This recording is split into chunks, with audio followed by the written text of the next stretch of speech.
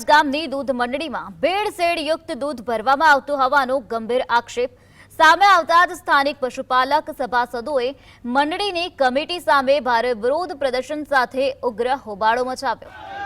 નારાજ સભાસદોનો આરોપ છે કે મંડળીમાં જયેશભાઈ રજનીભાઈ પરમાર, રાજુભાઈ વિઠ્ઠલભાઈ પરમાર, અનિતાબેન સંજયભાઈ પરમાર અને વિમળાબેન ગોવિંદભાઈ પરમાર નામના વ્યક્તિઓ દ્વારા ખુલ્લેઆમ ભેળસેળવાળું દૂધ જમા કરાવવામાં આવી રહ્યું છે, જેના સચોટ પુરાવા પણ ગ્રામજનો દ્વારા રજૂ કરવામાં આવ્યા છે।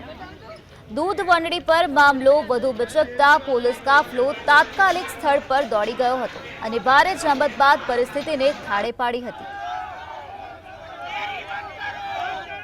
પણ જે અત્યાર સુધી અમે જે કાલે પરમ દિવસે દૂધ પકડ્યું કેમિકલનું 200 લીટર દૂધ પકડ્યું બરાબર, તો અમને કાયદેસરની કાર્યવાહી થવી જોઈએ।